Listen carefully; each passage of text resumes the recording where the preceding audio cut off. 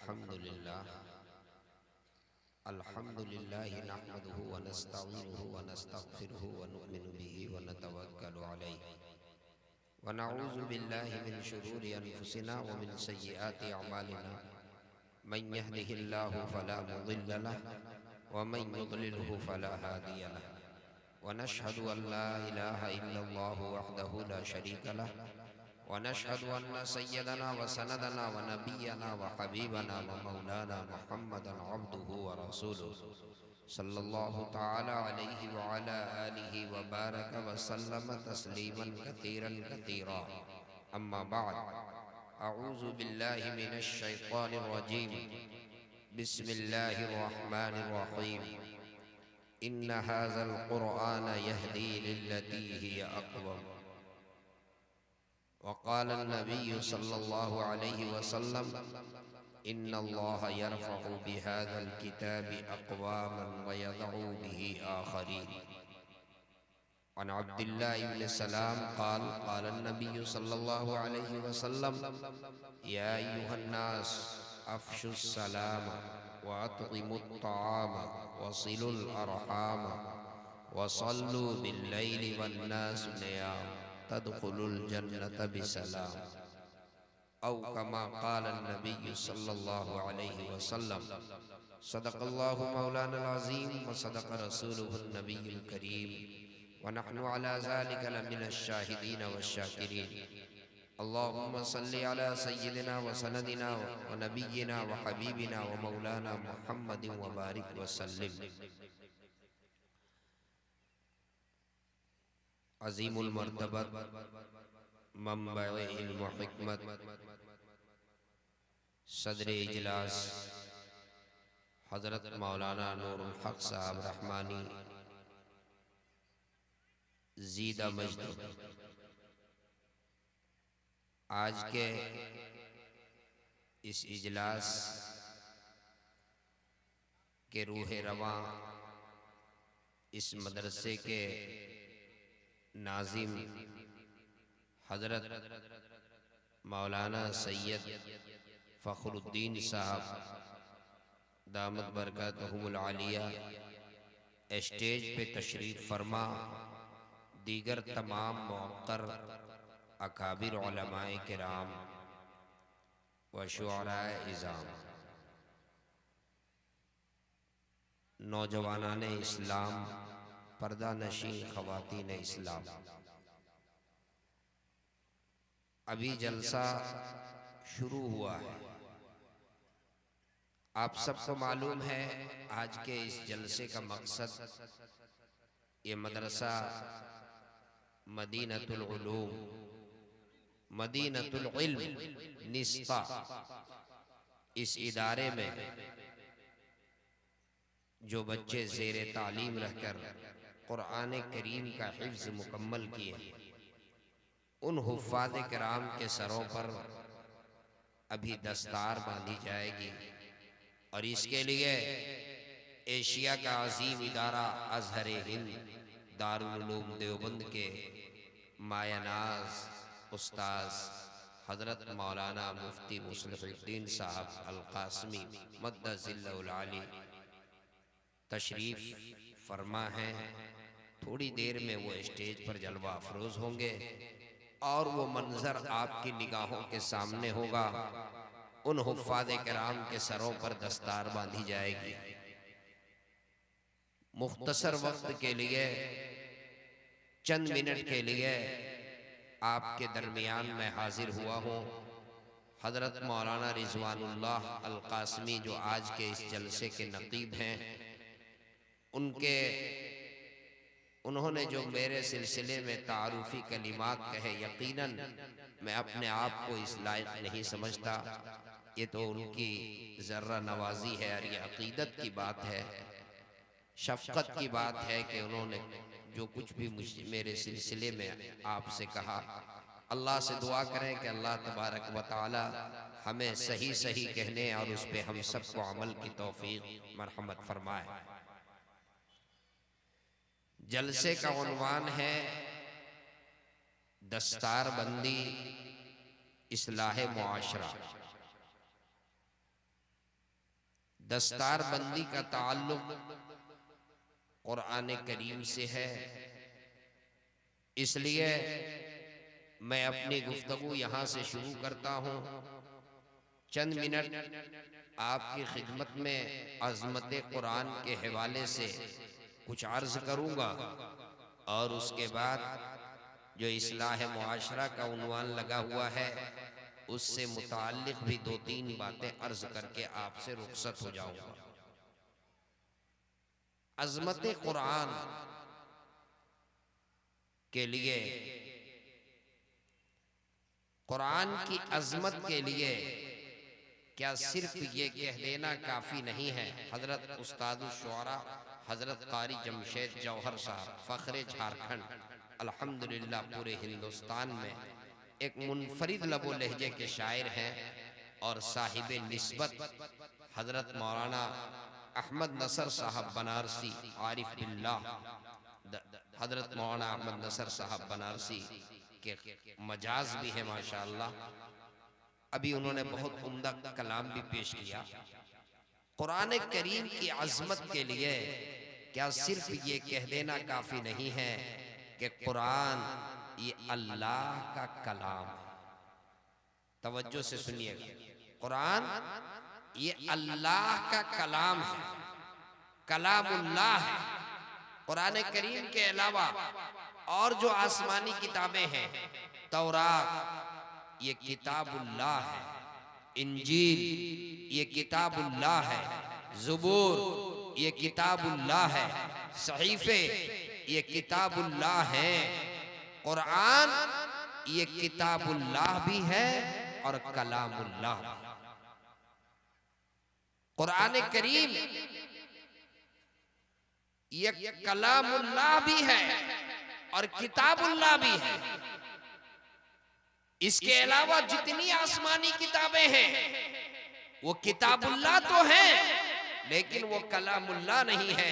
कुरान ये अल्लाह का कलाम है, अल्लाह की जात से निकला हुआ है। कुरान की निस्बत अल्लाह से है, ये अल्लाह का कलाम है।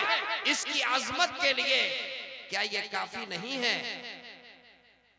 इस रुए जमीन पर जितने अंबिया अलैहिमुस्सलातु व तस्लीम तशरीफ लाए, हर पैगंबर को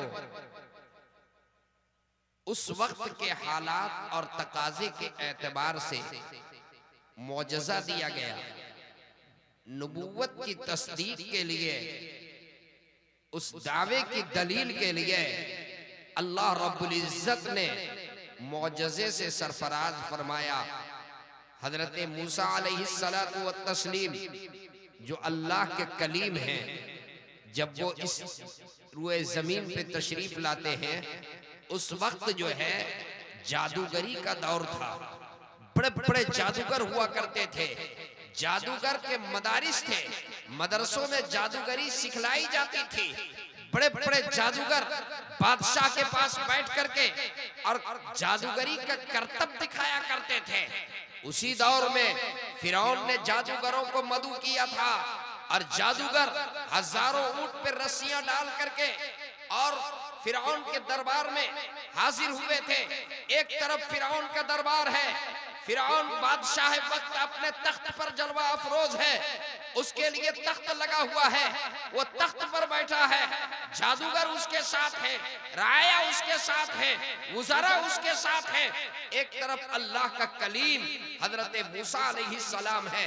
हजारों ऊंट पर लदी हुई रस्सियां जब मैदान में डाल दी गई और वो सांप की शक्ल बन करके और सांप की शक्ल दिखने लगी, अल्लाह का कलीम हजरत मूसा अलैहिस्सलाम थोड़ी थे परेशान हुए, ए अल्लाह ये रस्सियां भी सांप की शक्ल इख्तियार कर ली, अब मेरा आसा भी सांप बनेगा, कैसे मौजज़ा और जादू में फर्क कैसे लोग समझेंगे, कैसे इम्तियाज करेंगे? अल्लाह रब्बुल इज्जत कहता है, ए कलीम आप अपनी लसा आसा डालें, अलकी आसा, लाठी डालना आपका काम है, मौजज़ा और जादू में फर्क दिखाना ये मेरा काम है। हजरत मूसा अपनी आसा जमीन पर डालते हैं, वो अज़दहा बनता है और वो अज़दहा जब सांप अपना अपना मुंह खोलता है, एक ही निवाले में वो हजारों रस्सियां जो सांप की शक्ल इख्तियार की थी, एक निवाले के अंदर सबको वो निगल लेता है। कुरान कहता है वअल्क़ी असाक फ़इज़ा हिय तल्क़फ़, एक ही निवाले में सबको निगल लेता है। फिरौन जो तख्त पर बैठा था वो घबरा करके और छलांग लगा करके हजरत मूसा अलैहिस्सलाम के पुश्त के जानिब छुपने की कोशिश करने लगा।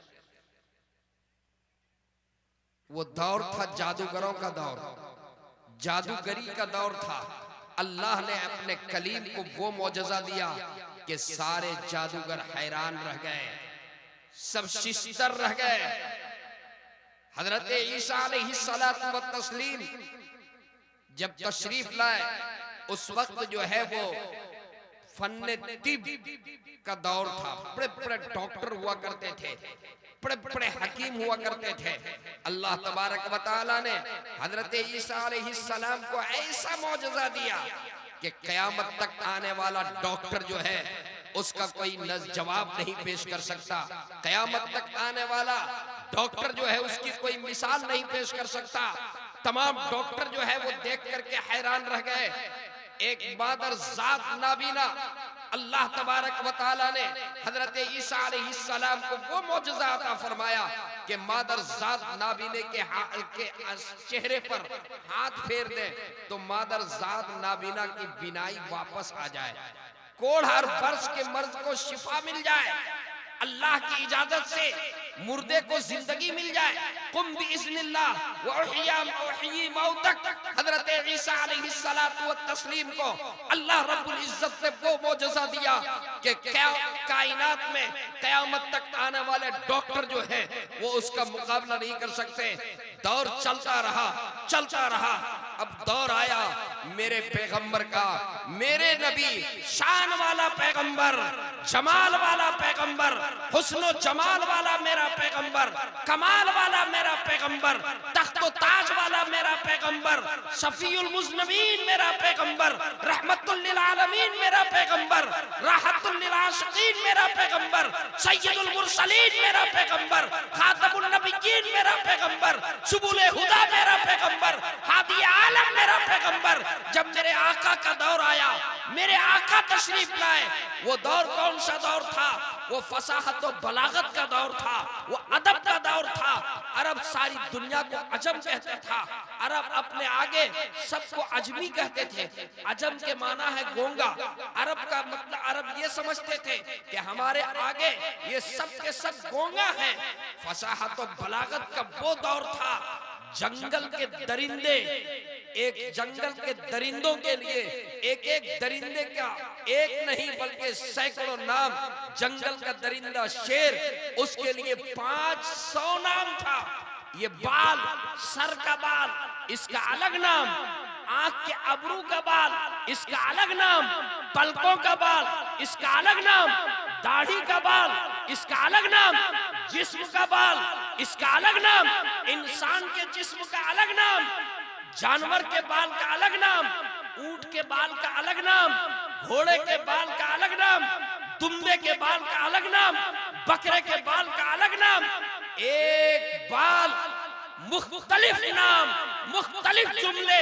उलमा स्टेज पर बैठे हुए हैं, उलमा से पूछिए वो कैसे फसाहत और बलागत का दौर था। एक दुख, तकलीफ, दर्द, इसके लिए लुगत के अंदर जो है एक दुख, दर्द, तकलीफ के लिए 4-4 हजार अल्फाज और 4-4 हजार जुमले मौजूद थे। अदीब तशरीफ रखते हैं कारी जमशेद जौहर साहब। आइए मैं आपको उस दौर की बात बताऊं। अरबी अदब, फसाहत और बलागत का वो कौन सा दौर था? बादशाह का दरबार लगा हुआ है, दो फरीक आपस में झगड़ करके और बादशाह के पास फैसले के लिए आए। दो फरीक आपस में लड़ाई है, आपस में झगड़े हैं, दोनों बादशाह के दरबार में आए। दोनों अपना वकील लेकर के आए थे। एक फरीक के वकील, उसका नाम था हारिस बिन हिल्लिजा। हारिस बिन हिल्लिजा, उसके चेहरे पर बर्स का मरीज था, बर्स का मरीज था। जब वो सामने खड़ा हुआ, बादशाह की निगाह उस पे पड़ी, तो बादशाह ने कहा कि मुझे इसको देख करके कराहत महसूस होती है, मेरी तबीयत बिगड़ जाएगी। ये मेरे सामने मुकद्दमे की पैरवी करेगा, ये मेरे सामने अभी मुकद्दमे के लिए पेश होगा। मैं इसके चेहरे को देखूंगा, मुझे इससे कराहत हो रही है, मेरी तबीयत बिगड़ रही है, मुझे मतली आ रही है। इसलिए एक पर्दा लगा दो, सामने एक पर्दा लगाओ और पर्दे के पीछे से ये अपनी गुफ्तगू करे। हारिस बिन हिल्लिजा कहते हैं, मुझे यकीन हो गया कि मेरे हक में क्या फैसला होगा। जो बादशाह मुझे देखना पसंद नहीं कर रहा है, मुझे देख करके इसको कराहत आ रही है, मुझे देख करके इसको मतली आ रही है, मेरे चेहरे को देखना पसंद नहीं है, तो ये मेरे हक में फैसला क्या करेगा। हारिस बिन हिल्लिजा कहते हैं, मैंने अपने दिल में कहा, आज तेरी जुबान, तेरी फसाहत और तेरी बलागत पर फैसला होगा।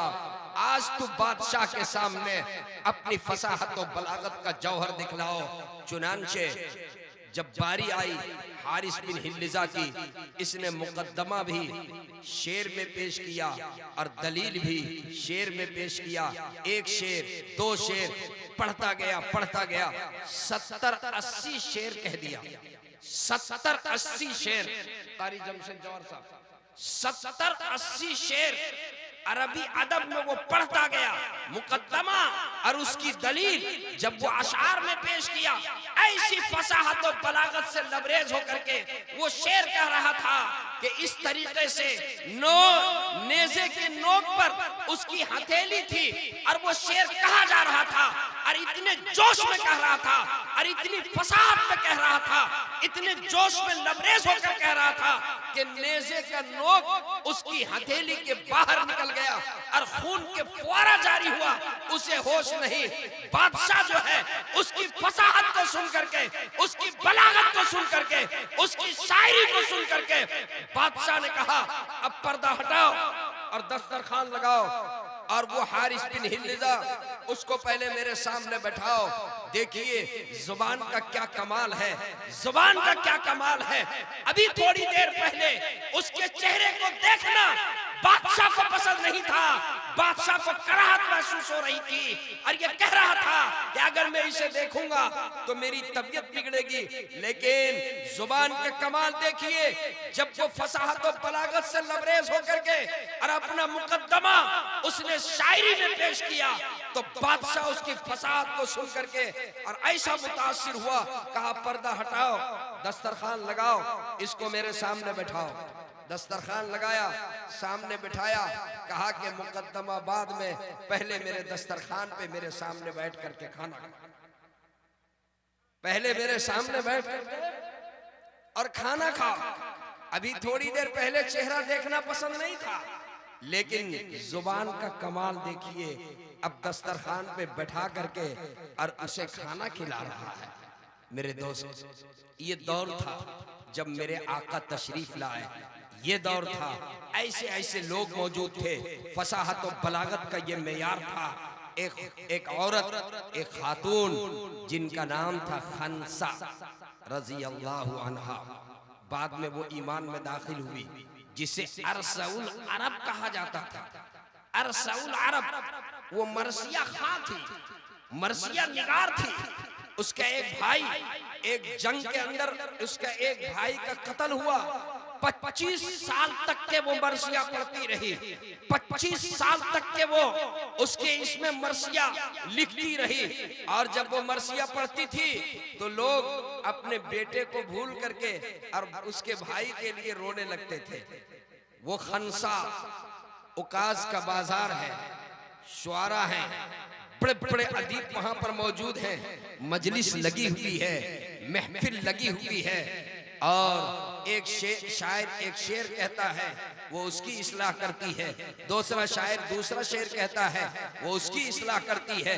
उसी मजलिस में हस्सान बिन साबित भी हैं, वो एक शेर कहते हैं। खनसा रजी अल्लाह अन्हा कहती है, इस शेर के अंदर 8 गलती, इस शेर के अंदर 8 गलतियां हैं। बताओ, ये गलती है, ये गलती है, ये गलती है, ये गलती है, ये गलती है। वो हर एक का एतराफ करते हैं। ऐसे ऐसी औरत, ऐसी खातून, जब उसके सामने अल्लाह का कलाम आया, जब कुरान करीम जैसा फसीह और बलीग कलाम आया, और जब वो ईमान में दाखिल हुई, लोगों के खुतूत आने शुरू हो गए। अरसा गुजर गया, आपने कोई मरसिया नहीं, आपने कोई कलाम नहीं कहा, आपने कोई मरसिया नहीं पढ़ा, क्या बात है? कहने लगी, जब ये कुरान आया, कुरान जैसा फसीह और बलीग कलाम आया, अब मेरी जुर्रत नहीं है, अब मेरी हिम्मत नहीं है कि मैं इस कलाम के सामने कोई मरसिया कह सकूं। कुरान करीम की अजमत, कुरान करीम का एजाज, कुरान करीम का एजाज और कुरान करीम की अजमत हजरत अल्लामा अनवर शाह कश्मीरी अलैहि रहमा, जरा उलमा स्टेज पर तशरीफ फरमा है, मैं आपसे मुखातब हूँ, जरा तवज्जो कीजिए। कुरान की अजमत के ऊपर मैं गुफ्तगू कर रहा हूँ। कुरान करीम का एजाज देखिए। कुरान करीम ने शुरू में, कुरान करीम ने अपने तारुफ करते हुए क्या कहा? कुरान करीम का वो ये सूरह बकरा का पहला ये हुरूफ मुक़त्तिआत अलिफ लाम मीम, कहीं कहा अलिफ लाम रा, कहीं कहा काफ हा या ऐन साद, जिक्र रहमति रब्बिका अब्दहू ज़करिया, ताहा मा अंज़लना अलैकल कुरान लितश्क़ा, यासीन वल कुरानिल हकीम। 29 सूरतों के शुरू में ये हुरूफ मुक़त्तिआत हैं। अल्लामा अनवर शाह कश्मीरी रहमतुल्लाहि अलैह फरमाते हैं, कल क़यामत के दिन जब अल्लाह के सामने सीनों के राज खोले जाएंगे, यौम तुबला सराइर, तो क़यामत का एक लुत्फ ये होगा कि वहीं पर जो है हुरूफ मुक़त्तिआत के राज भी खुलेंगे, हुरूफ मुक़त्तिआत के राज भी वहीं पर खुलेंगे। अरे कुरान का एजाज तो देखिए। हजरत शाह अब्दुल अजीज मुहद्दिस देहलवी रहमतुल्लाहि अलैह, जितने मुफस्सिरीन आए तकरीब इलल फहम के लिए, उन्होंने अपने अपने अंदाज में कुछ गुफ्तगू की। देखिए, एक दुनिया का एक साइंसदान, एक कंपनी एक मोबाइल बनाती है, सैमसंग एक मोबाइल बनाती है, नोकिया उससे बेहतर बना देती है, फिर नोकिया बनाती है तो सैमसंग उससे बेहतर, उस कंपनी उससे बेहतर बना देती है, सैमसंग बनाती है तो आईफोन एप्पल कंपनी उससे बेहतर बना देती है। दुनिया का एक मुल्क एक मिसाइल बनाता है तो दूसरा मुल्क उससे बेहतर बना देता है। दुनिया का एक मुल्क कोई चीज इजाद करता है तो दूसरा मुल्क उससे बेहतर इजाद कर देता है। मेरा रब अल्लाह ने चांद बनाया, मेरे रब ने सूरज बनाया, मेरे रब ने जमीन बनाई, मेरे रब ने समंदर बनाया, मेरे रब ने जंगलात बनाए, मेरे रब ने पहाड़ बनाया। मेरे रब के बनाए हुए चांद के मुकाबले में कोई चांद नहीं बना सकता। मेरे रब के बनाए हुए सूरज के मुकाबले में कोई सूरज नहीं बना सकता। मेरे रब के बनाए हुए जमीन के मुकाबले में कोई जमीन नहीं बना सकता। मेरे रब के बनाए हुए पहाड़ के मुकाबले में कोई पहाड़ नहीं बना सकता। क्यों? मेरे रब के बनाए हुए जमीन के मुकाबले में वो जमीन नहीं बना सकता, आसमान के मुकाबले में कोई आसमान नहीं बना सकता, चांद सूरज के मुकाबले में कोई चांद सूरज और सितारे नहीं बना सकते। जबकि ये अल्लाह का मखलूक है और ये फानी है।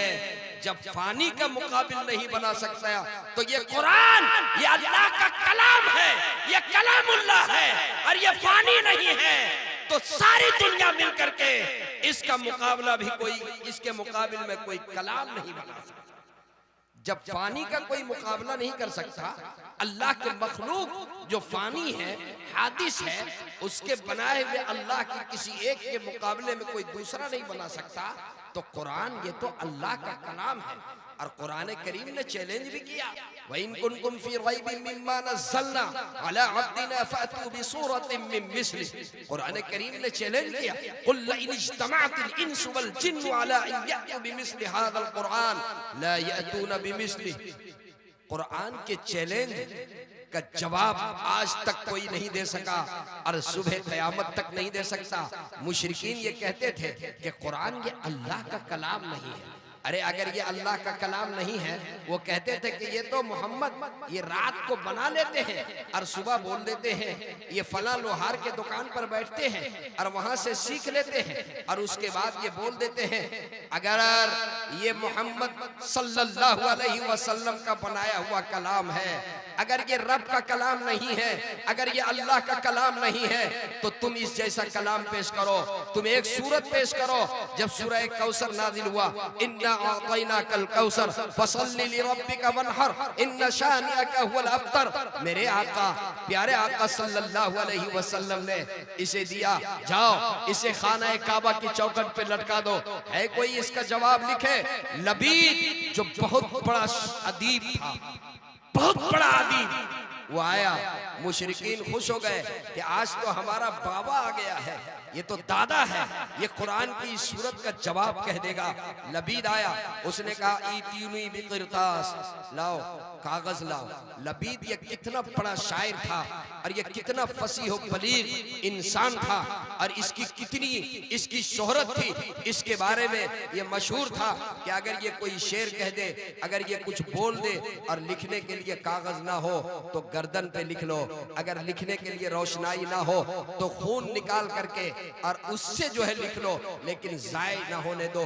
जब लबीद आया तो मुशरिकीन खुश हो गए कि हमारा बाबा आ गया है, दादा आ गया है, वो इसका जवाब लिख देगा। कहा ईतूनी बिकिरतास, उन्होंने कलम मंगाया, कागज मंगाया और कहा इन्ना आतैनाकल कौसर फसल्लि लिरब्बिका वनहर इन्न शानिअका हुवल अब्तर वल्लाह मा हाज़ा कलामुल बशर। कसम खुदा की ये इंसान का कलाम नहीं हो सकता, कसम खुदा की ये इंसान का कलाम नहीं हो सकता है। मेरे दोस्तों, कुरान करीम की अजमत के लिए क्या ये काफी नहीं है? मैंने अपनी बात यहाँ से शुरू की कि कुरान ये कलामुल्लाह है। कुरान के अलावा जितनी आसमानी किताबें हैं वो किताबुल्लाह है, वो कलामुल्लाह नहीं है। कुरान कलामुल्लाह भी है और किताबुल्लाह भी है। अमेरिका में, लंदन में एक वेलफेयर सोसाइटी, उसने एक प्रोग्राम किया, बैनुल मज़ाहिब कॉन्फ्रेंस किया, मुख्तलिफ मज़ाहिब के लोगों को बुलाया। उसमें एक यहूदी को बुलाया, एक ईसाई को बुलाया और एक मुसलमान को बुलाया। तवज्जो से सुनिए, एक यहूदी, एक ईसाई और एक मुसलमान, तीनों को बुलाया। और उसका मकसद ये था कि मुख्तलिफ मज़ाहिब के लोगों का आपस में जो झगड़ा है, इस झगड़े को खत्म किया जाए। इन्हीं तीनों को क्यों बुलाया? आप पूछ सकते हैं, मज़ाहिब तो और भी हैं, इन्हीं तीनों को क्यों बुलाया? इन्हीं तीनों को इसलिए बुलाया कि मजहब वो होता है जो आफाकी हो, जो आसमानी हो। यहूदियों को भी ये कहना है कि मेरा मजहब आफाकी है, ईसाई भी ये कहते हैं कि मेरा मजहब आफाकी है, मुसलमान भी ये कहते हैं कि मेरा मजहब आफाकी है। इसलिए इन तीनों को बुलाया और यहूदी से सबसे पहले पूछा, ये बताओ तुम्हारा मजहब, उसके पैगंबर कौन, तुम्हारा मजहब क्या है, पैगंबर कौन है? उन्होंने कहा कि मेरा मजहब, उसके पैगंबर हजरत मूसा अलैहिस्सलाम है, हजरत मूसा अलैहिस्सलाम पर किताब आई तौरात। ईसाई से पूछा, उसने कहा कि मेरा मजहब आफाकी है, मेरे पैगंबर हजरत ईसा अलैहिस्सलाम है, हजरत ईसा अलैहिस्सलाम पर नाजिल हुई किताब इंजील। मुसलमान ने कहा कि मेरा मजहब इस्लाम है, कुरान करीम मेरे पैगंबर के ऊपर नाजिल हुआ। जज ने ये पूछा, ये बताओ अभी किस पैगंबर का दौर है, अभी किस मजहब का दौर है? यहूदी ने कहा अभी हमारा दौर है, ईसाई ने कहा हमारा दौर है, इंजील ने मुसलमान ने कहा कि हमारा दौर है। जज ने कहा कि यूं दावा करने से बात नहीं बनेगी, दावे के लिए दलील चाहिए।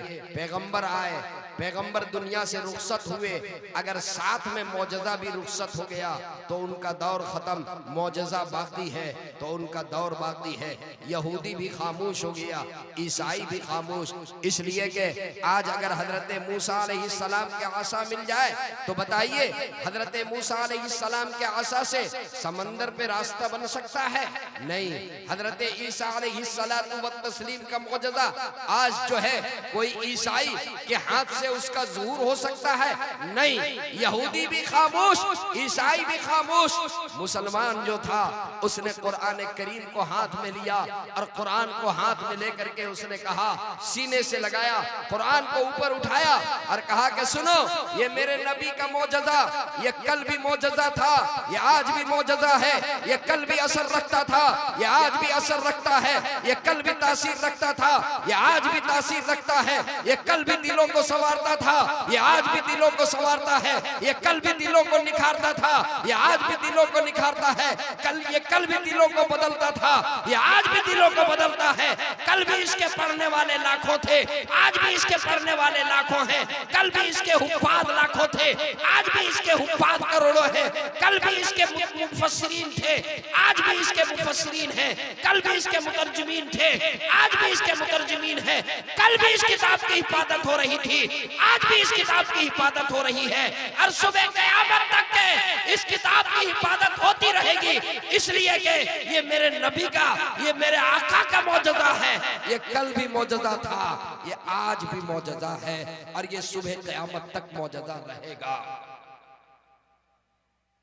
मेरे दोस्तों, कुरान की निस्बत से ये मजमा आया, मदरसा मदीनतुल इल्म, अल्लाह उनके बानी और इस वक्त के मौजूदा जिम्मेदार और तमाम असातिज़ा, अल्लाह इन सब की मेहनतों को कबूल फरमाए, अल्लाह इन सब की मेहनतों को कबूल फरमाए। अभी आपके सामने वो मंजर आपकी निगाहों के सामने आएगा जब हुफ्फाज़ किराम के सरों के ऊपर अभी दस्तार बांधी जाएगी। मेरे दोस्तों, मुझे इस ताल्लुक से बस आपसे ये गुजारिश करके रुखसत होनी है कि मदरसा, जहाँ कहीं भी मदरसे चल रहे हैं, ये मदरसे, ये इस्लामी किले हैं और मदरसे के हिफाजत और मदरसों का इस्तेहकाम और मदरसों से ताल्लुक, ये हमारी जिम्मेदारी है। खास करके आज के हालात में जब दुश्मनों की तरफ से ये साजिशें चल रही हैं कि किस तरीके से ये इस्लाम के किलों को मिस्मार कर दें, किस तरीके से मदारिस इस्लामिया को बंद कर दें, इसके खिलाफ रोज नए नए कानून लाने की कोशिश और रोज इसके तरफ जो है वो टेढ़ी निगाह डालने की कोशिश हो रही है। इस वक्त हमारी जिम्मेदारी बनती है कि हम इसकी अहमियत को समझें और इसके इस्तेहकाम के लिए हम पूरी कोशिश करें। मैं बड़ी जिम्मेदारी से कहता हूँ, अगर आप ये चाहते हैं कि आपकी आने वाली नस्लों में ईमान बाकी रहे, आने वाली नस्लों में दीन और ईमान का तहफ़्फ़ुज़ हो सके, आने वाली नस्लों में इस्लाम बाकी रहे, तो इन मदरसों के से हमारा ताल्लुक मुस्तहकम होना चाहिए। मैं बड़ी जिम्मेदारी से कहता हूँ, जब तक के ये मदरसे हैं, इंशाअल्लाह हमारा इस्लाम बाकी है। ये मदरसे हैं, हमारे चेहरों पे दाढ़ियां हैं, ये मदरसे हैं, हमारी पेशानी पे सजदे का निशान है, ये मदरसे हैं, हमारे सरों पर टोपियां हैं, ये मदरसे हैं, हमारा इस्लामी यूनिफॉर्म है, ये मदरसे हैं, हमारा इस्लामी तशख़्ख़ुस है, इस्लामी कल्चर है, इस्लामी तहजीब है। जब तक के ये मदरसे हैं, दुनिया की कोई ताकत जो है हमें अपने मजहब से हमें कोई हटा नहीं सकता है। ये मदरसे हैं तो हमारा तशख़्ख़ुस बरकरार है। आज सारे लोग परेशान हैं, ये मदरसे कैसे चल रहे हैं, ये मदरसे इनकी जो है जांच किया जाए। अभी कुछ दिनों पहले यूपी में 13,000 मदरसों के खिलाफ नोटिस जारी किया, मदरसों के जांच का हुक्म दे दिया। ये मदरसे कैसे चल रहे हैं, फंडिंग कहां से होती है, फंड कहां से आता है। मैं बड़ी जिम्मेदारी से कारी साहब झारखंड से, मुमताज साहब, एक बात कह रहा हूं मैं। झारखंड, हमारा भी ताल्लुक झारखंड से है। झारखंड में कांके है, कांके, रांची में कांके एक जगह है जहां पर पागल खाना है। मुमताज साहब देखे आप, पागल खाना, पूरे हिंदुस्तान के पागलों का इलाज वहीं होता है, कांके में। उस पागल खाने में एक मौके पर एक डॉक्टर साहब मुआयने के लिए तशरीफ ले गए। जब पागल खाना के अंदर डॉक्टर साहब दाखिल हुए तो उन्होंने देखा कि पागल अजीब अजीब हरकत कर रहे हैं। एक पागल जो है वो बेहतरीन कपड़ा पहन करके बैठा है, खामोश।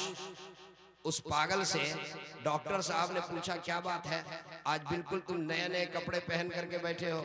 तो उसने कहा कि डॉक्टर साहब, असल आपको मालूम नहीं है, आज मेरी शादी होने वाली है, मैं तैयार होकर के बैठा हूं।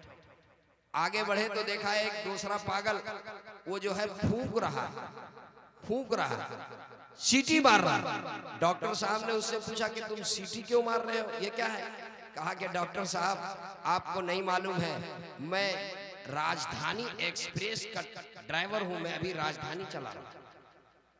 अब डॉक्टर साहब आगे बढ़े तो एक तीसरे पागल को देखा, वो हथौड़ा लेकर के और यूं ठोक रहा। उससे पूछा कि तुम क्या कर रहे हो? कहा डॉक्टर साहब, आपको नहीं मालूम है, मैं सुप्रीम कोर्ट का जज हूं, फैसला करता हूं, सुप्रीम कोर्ट का जज हूं, फैसला कर रहा हूं। अब आगे बढ़ा, डॉक्टर साहब को देखा कि एक पागल जो है वो सुराख में, एक सुराख है और उसमें वो कुछ देख रहा है। तो डॉक्टर साहब ने ये सोचा कि ये पागल है, कुछ देख रहा होगा। वो मुआयना करके वापस चले गए। जब वापस थोड़ी देर के बाद किसी काम से दोबारा आए तो देखा कि ये पागल अभी तक सुराख में देख ही रहा है। तो डॉक्टर साहब को भी जुस्तजू पैदा हो गया कि आखिर ये क्या देख रहा है। तो डॉक्टर साहब ने उस पागल को हटाया और खुद देखना शुरू कर दिया। अभी 5-10 सेकंड ही गुजरे थे कि डॉक्टर साहब ने पागल से कहा, अरे बेवकूफ आदमी, तुम क्या देख रहे हो? मैं 10 सेकंड हो गया, अभी तक मुझे कुछ नजर नहीं आया, तुम क्या देखते हो? तो पागल ने बरजस्ता कहा कि डॉक्टर साहब, मैं 4 घंटे से देख रहा हूं, अभी तक मुझे कुछ नजर नहीं आया। आपको 4 सेकंड में नजर आ जाएगा। 4 घंटे से कुछ नजर नहीं आया तो आपको 4 सेकंड में नजर आ जाएगा। अभी कितने दिन हुए? 10 साल। ये मदरसे कब से चल रहे हैं? उलमा से पूछ लीजिए, इसकी निस्बत कहां से है? ये सुफ़ा से इसकी निस्बत है, आज से नहीं, ये 1450 साल से ऊपर से ये मदरसे चल रहे हैं। और ये मदरसा कोई नाजिम साहब नहीं चलाता, ये मदरसा कोई मोहतमीम नहीं चलाता, ये मदरसा मौलाना रिजवानुल्लाह कासमी नहीं चलाते।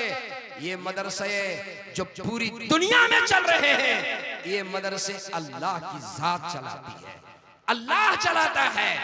अगर नादिम साहब चलाते तो आपको पता लग जाता, अरे ये मदरसा चलाने वाली जात अल्लाह की है। तुम सारी तरह से कोशिशें कर लो और सारी तरीके से जांच कर लो, कुछ नहीं निकलेंगे।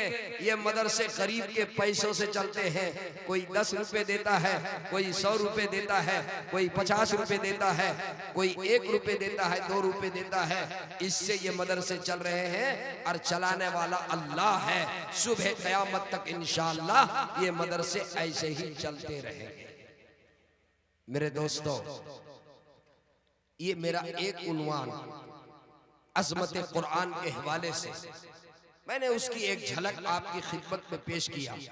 थोड़ा सा मेरे पास वक्त है, मैंने हजरत अब्दुल्ला बिन सलाम रज़ी अल्लाह ताला, एक प्यारे आका सल्लल्लाहु अलैहि वसल्लम का इरशाद गिरामी नकल किया जो उसके रावी हैं। चंद मिनट के अंदर मैं उसका खुलासा पेश करके आपसे रुखसत हो जाऊंगा। थोड़ी सी आपकी तवज्जो मेरे तरफ रहे, दरमियान में कोई उठ बैठ ना करे और जो लोग खड़े हैं वो भी अब सामने आ जाए, इसलिए कि अब आपकी निगाहों के सामने वो मंजर आने वाला है। मौलाना तशरीफ ला चुके हैं, अब वो हुफ़ाज़ आएंगे और उनके सरों के ऊपर दस्तार बांधी जाएगी। अब्दुल्ला बिन सलाम ये यहूदियों के बड़े आलिम, बहुत बड़े आलिम। प्यारे आका सल्लल्लाहु अलैहि वसल्लम जब मक्का मुकर्रमा से हिजरत फरमाकर मदीना मुनव्वरा तशरीफ लाए, आप सल्लल्लाहु अलैहि वसल्लम, अब्दुल्ला बिन सलाम ये खजूर के बाग में काम कर रहे थे। इनको खबर मिली कि कोई पैगंबर मक्के से चलकर मदीना आए, तो इनके दिल के अंदर ये ख्याल आया कि मुझे चलना चाहिए और उनसे मुलाकात करनी चाहिए। ये देखना चाहिए कि तौरात में, आसमानी किताबों में जो नबी आखिर ज़मा के बारे में जो पेशीन गोई और जो अलामतें और जो सिफात मज़कूर हैं, आया ये इनके अंदर पाए जा रहे हैं या नहीं पाए जा रहे हैं। इस नीयत से अब्दुल्ला बिन सलाम खजूर के बाग से निकलते हैं। मदीने में पहले से 2 कबीले आबाद थे, एक यहूद और दूसरा नसारा। ये 2 कबीले पहले से मदीने में आबाद थे।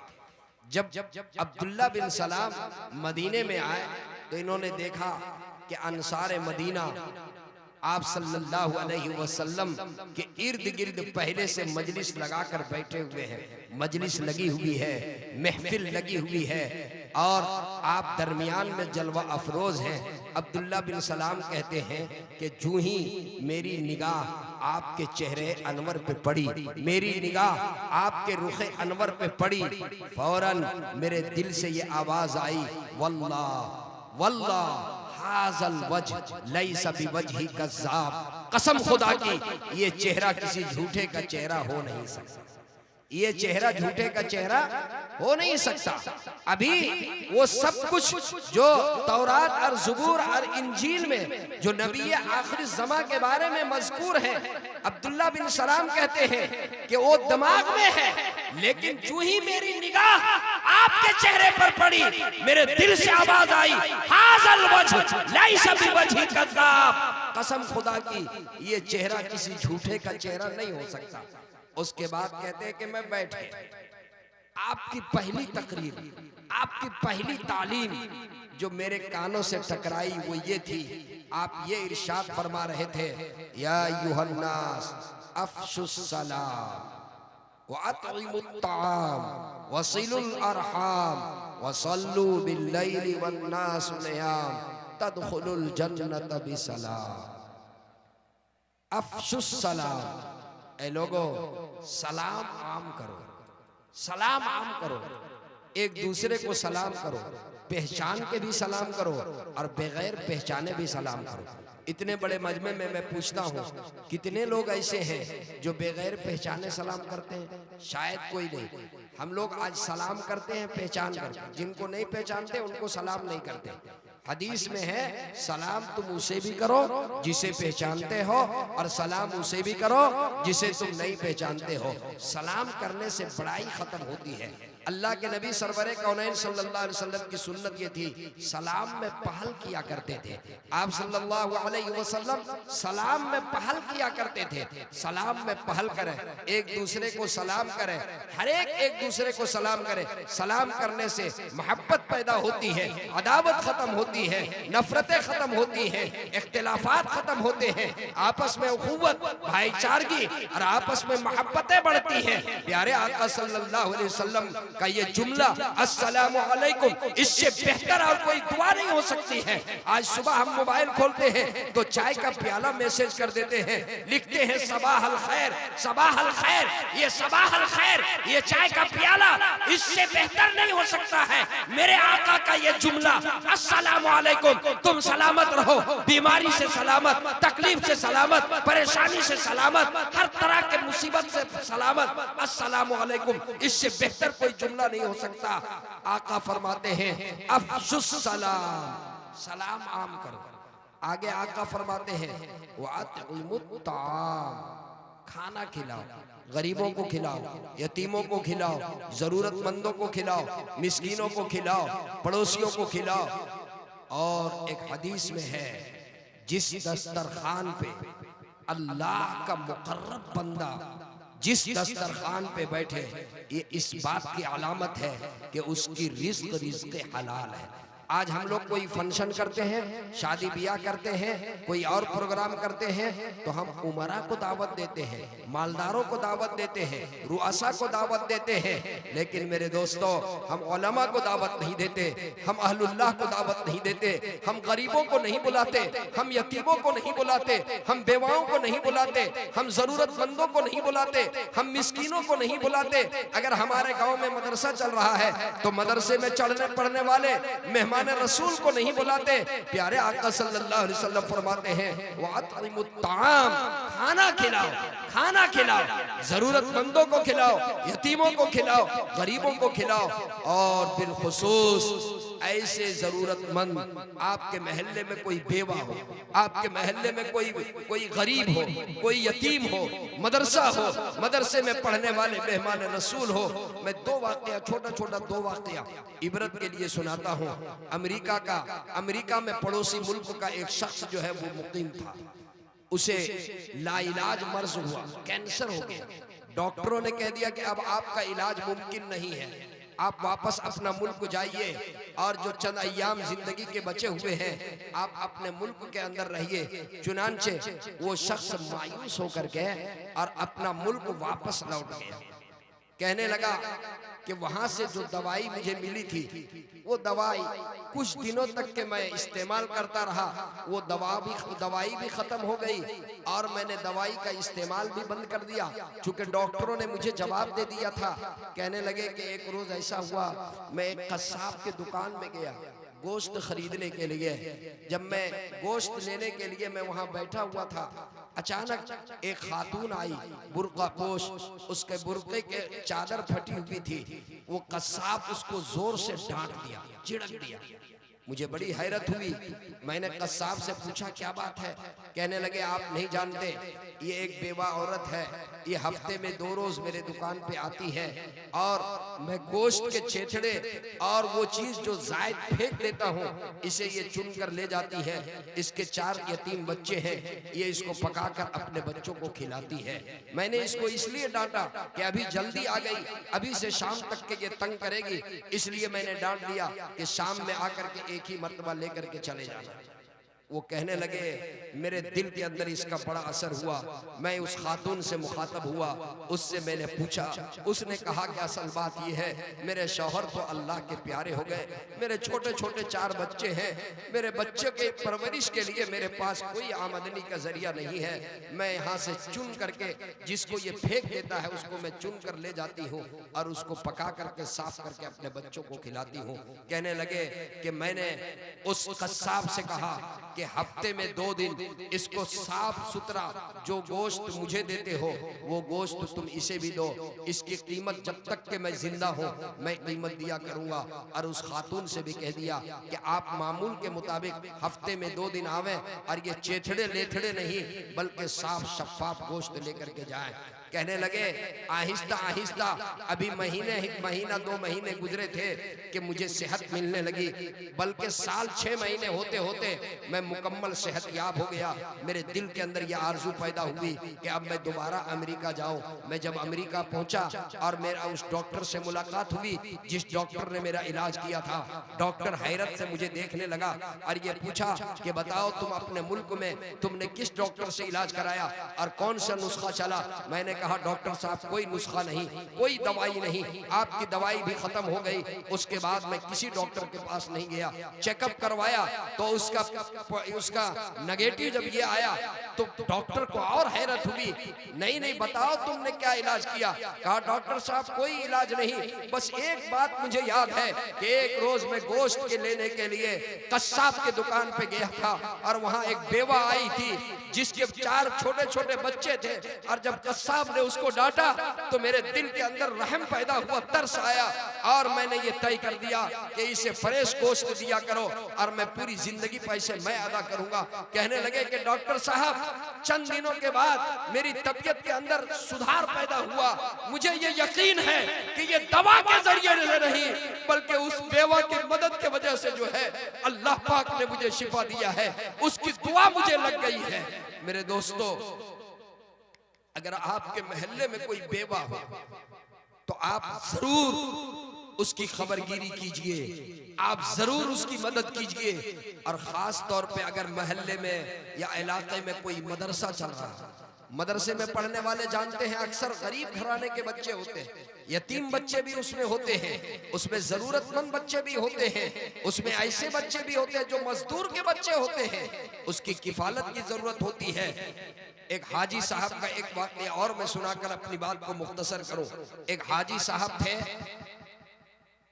बड़े आदमी थे, बड़े आदमियों के बेटे भी बड़े, अपने बाप की खिदमत का उनके पास वक्त कहाँ। उन्होंने एक नौउम्र लड़का अपने वालिद साहब की खिदमत के लिए बतौर मुलाजिम तय कर दिया। एक रोज ऐसा हुआ, हाजी साहब के दिल में अचानक एक ख्याल आया, एक दिल में बात आ गई। पूछा उससे, अपने खादिम से, ये बताओ बेटा, अभी तेरा पढ़ने की उम्र है, तू इस उम्र के अंदर जो है क्यों नौकरी करने लगा। बस हाजी साहब का ये पूछने की देर थी और उसकी आंखों के अंदर आंसू आ गए। आंसू से आंखें सुर्ख हो गई। कहने लगे, हाजी साहब, असल बात ये है, आज से 1 साल पहले मेरे वालिद का इंतकाल हो गया। मेरी 2 छोटी छोटी बहनें हैं, मेरी माँ है, मैं ही घर का बड़ा। वालिद साहब के इंतकाल के बाद कोई जरिए आमदनी नहीं थी। मैं पढ़ता था और अब मैं अव्वल पोजीशन लाया करता था। मैं पढ़ने में बहुत तेज था, लेकिन मजबूरी ऐसी आई कि मैं पढ़ना छोड़ करके आपके यहाँ मुलाजमत करने लगा। हाजी साहब ने पूछा, अच्छा ये बताओ, अगर मैं तुम्हें तुम्हारी पढ़ाई का खर्च भी दूं और तुम्हारे घर का भी मैं इंतजाम कर दूं, तुम्हारी वालदा और तुम्हारी बहनों का भी मैं इंतजाम कर दूं, तो तुम पढ़ोगे। कहने लगे, बिल्कुल मैं पढ़ूंगा। चुनांचे हाजी साहब ने अपने मोतमद को बुलाया और कहा कि सुनो, इसको किसी इदारे के अंदर दाखिल कर दो। आज के बाद मैं इसका कफील हूँ, इसकी वालदा और इसकी छोटी बहनों का भी मैं कफील हूँ, और ये पढ़ेगा, मैं उसका खर्च दिया करूंगा। वो हाजी साहब जो व्हील चेयर में चलते थे और व्हील चेयर में नमाज पढ़ते थे, वो चल नहीं पाते थे। एक रोज देखे कि वो व्हील चेयर से बाहर अपने पार्क के अंदर घूम रहे हैं। उसका मिलने वाला कोई शख्स उनसे आया, पूछा, हाजी साहब, आप कहाँ का नुस्खा इस्तेमाल कर रहे हैं? आप तो व्हील चेयर में चलते थे, आप तो बैठ करके नमाज पढ़ते थे, आप तो मस्जिद आ नहीं पाते थे। आज देख रहा हूँ कि आप इत्मीनान से अपने बागीचे के अंदर घूम रहे हैं। हाजी साहब ने कहा कि असल बात यह है, कोई दवा नहीं, कोई डॉक्टर का इलाज नहीं, कोई नुस्खा नहीं। मेरे घर में मेरा बच्चा, एक नौकर था। मैंने एक दिन उससे ये पूछ लिया, तुम्हें किस चीज ने मजबूर किया नौकरी पर? उसने कहा कि मेरा बाप दुनिया से रुखसत हो गया और मैं यतीम हूँ, जरिए आमदनी न होने के वजह से मैं मुलाजमत करने पर मजबूर हुआ। मैंने उसकी किफालत की जिम्मेदारी ली और अपने बेटे से कहा कि मोहल्ले के अंदर ऐसे यतीम बच्चों को तलाश करो, ऐसे गरीब बच्चों को तलाश करो, 1 नहीं 10 बच्चों की मैं किफालत करूंगा। चुनांचे मैं 10 बच्चों को मैंने अपने गांव से मुंतखब किया और उनके इदारों के अंदर डाला, मदरसों में डाला, स्कूलों में डाला। जो जिस लायक था और जो पढ़ना चाहता था, मैंने उसको उसमें डाला और मैं उसकी किफालत करने लगा। कहने लगे, सच्ची बात यह है कि उन बच्चों की दुआ की बरकत से मैं व्हील चेयर से बाहर आ गया। मैं बैठ करके नमाज पढ़ता था, अब मैं खड़े होकर के पढ़ने लगा। मैं चल नहीं पाता था, अब मैं टहलने लगा। मेरे दोस्तों, ये है सच्चे जज्बे से अगर आप किसी यतीम और गरीब की मदद करते हैं, उसकी बरकत दुनिया में भी जाहिर होती है, उसकी बरकत वहां भी जाहिर होगी। प्यारे आका सल्लल्लाहु अलैहि वसल्लम ने इरशाद फरमाया, अफ़शुस सलाम व अतइमुत ताम, खाना खिलाओ। आगे आका ने फरमाया, वसिलुल अरहाम, सिला रहमी करो, रिश्तेदारों के साथ अच्छा सलूक करो। खूनी रिश्ते जो आसमान पे बने हैं, जमीन पे नहीं, खूनी रिश्तेदारों के साथ अच्छा बर्ताव करो, अच्छा सलूक करो। कल कयामत के दिन जो सिला रहमी करेगा, अल्लाह के दरबार में सिला रहमी हदीस में है, अल्लाह इसको जिस्म की शक्ल दे देगा। अल्लाह के अर्श के सुतून से ये चिमट करके और अल्लाह से दरखास्त करेगा, अल्लाह के सामने ये फरियाद करेगा, ए अल्लाह, ये फला बंदा जो है, ये दुनिया में मेरा ख्याल करता था, ये सिला रहमी करता था, ये रिश्ते नातों को जोड़ता था, ये हुस्न सुलूक करता था। ए अल्लाह, आज जिस तरीके से दुनिया में इसने मेरा ख्याल किया, ए अल्लाह, आज आप इस पे करम कर दीजिए। अल्लाह तबारक व तआला सिला रहमी की सिफारिश को कबूल करते हुए और उसकी मगफिरत का ऐलान कर देंगे। ए मेरे दोस्तों,